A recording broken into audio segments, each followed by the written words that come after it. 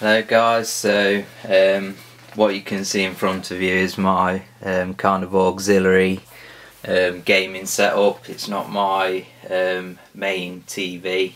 There's this TV, then there's TV in the living room, and then there's a second living area with another TV in, which you might have seen in my other videos, so you'll have to excuse the really bad, I think it's some kind of supermarket brand TV. I actually borrowed it off my parents. So yeah, it's been a few days that I've had the old Wii U, or new Wii U as I should say. So yeah, I just wanted to have a further kind of look at it and just say what I think about it really. So to be honest, I've not been that amazingly impressed with it so far, but saying that, I've only got the one game, well, the one Wii U game. Obviously I've got, you know, the old Wii games, probably got about 20 of them lying around. Move this crap out of the way. So yeah, let's get the TV on, and this, as you can see, this is the gamepad here and obviously the console there. One thing that's kind of annoying is even when the console isn't on, it's got these two lights, status lights. Obviously you'll see there's no signal yet. There's a red light on and a white light on. So yeah, there's this little kind of docking station thing, which you plug the power supply into. Now the problem with this is it's nice to have, plug your gamepad in and charge it, but obviously every so often you'll be playing a game because the battery life isn't amazing, and then you'll need to undo it from there anyway and plug it into your gamepad. So while it is a nice kind of extra, it doesn't really work when you can currently only use one gamepad with the system. So what I'll do is start it up. You can actually use the power button on the gamepad.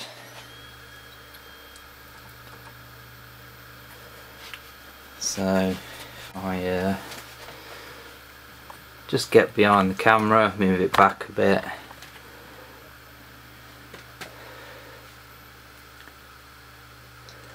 And might help if we put a bit of sound on.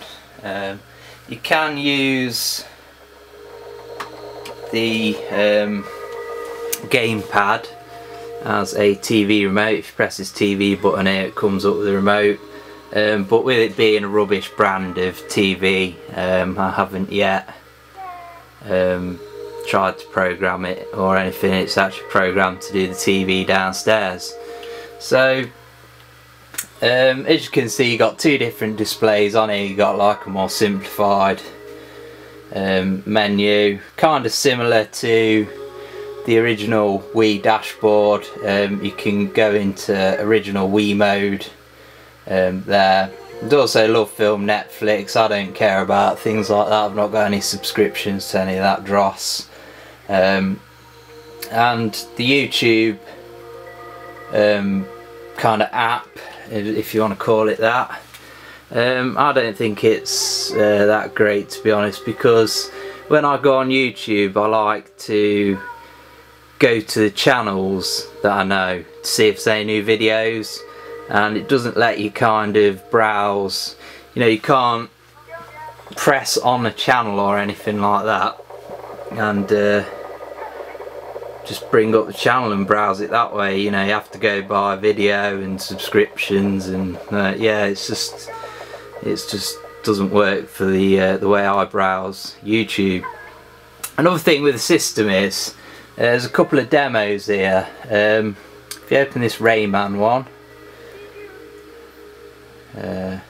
yeah, number of remaining users 28, so you can only play the demo. 28 times, and FIFA 13 you can only play it like 10 times. So what they were thinking with that, I don't know. It's just ridiculous. Yeah. In the back, the gamepad got stylus, and you can use that instead of just touching the screen. There's also a volume thing here. Don't know if the camera will pick that up. It's got its own sound source. So what I'll do is start up Nintendo Land here, and oops, hit the camera. Yeah, it just kind of sits like that for a bit. Yeah, you can't do anything, you just have to wait. So it's not really clear what the console's doing at times, which is kind of annoying. And then you have to calibrate, which is also annoying. You don't have to put it, you know, on something, you know, amazingly flat. So as you can see here, you move the gamepad and you use it to look around. I find it quite annoying because obviously to look, turn round fully, you got to do that, or use the thumbstick, and I just find it kind of awkward having both the options and having to use them both. So I don't really like that. So if I try and hold it straight so you can see what's happening on the TV better. So what I'll do is I'll open the game.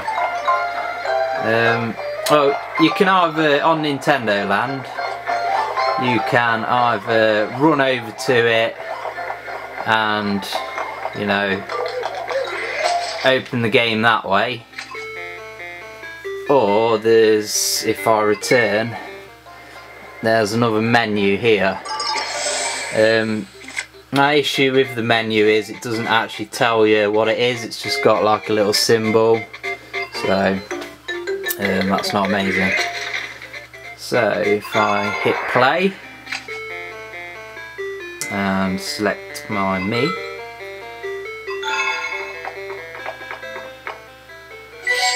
I also hate with these Nintendo consoles how they ram these irritating babyish Mii things down your throat constantly. Yeah, I mean Xbox 360's kind of got its own little thing going on, but they don't ram it down your throat. So kind of got a mirror of the screen at the moment, and they'll tell you to look at the gamepad, hold it upright. And with this Donkey Kong Crash Course, you basically got a zoomed out view on the TV and then a zoomed in view on the gamepad. So what I'll do is I'll move the camera down and basically show you a bit of gameplay, which might be difficult through the camera. So yeah, the way it works, oh God. The way it works is you tilt the gamepad and you just got to kind of navigate through this kind of maze thing. It does get kind of ridiculous, the difficulty. That's one thing that kind of I'm not a big fan of with Nintendo games in general, is and now there's a microphone here. You basically got to blow into it to get the that lift thing to rise. So this is one of my preferred games on Nintendo Land. A lot of them, oops, forgot I needed a bit of speed there. It's quite difficult to play in front of the camera.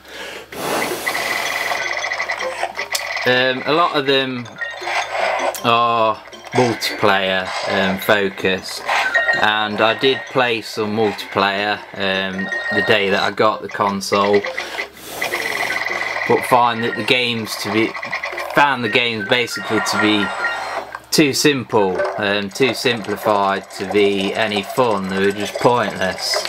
I don't know what it's like with you know, 4 players rather than 2, but you know, how often do you have 4 people sitting around to play a game? You know, I don't ever have that, so I was pretty disappointed with that.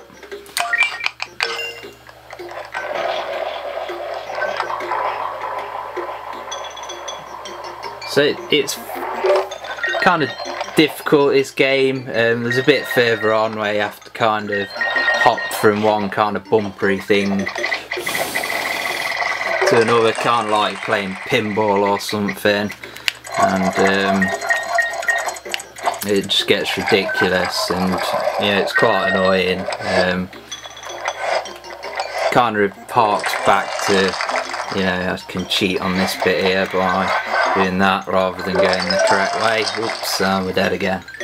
So that's Donkey Kong Crash Course. Now if how do I exit? If I quit this, I'll show you the Pikmin game.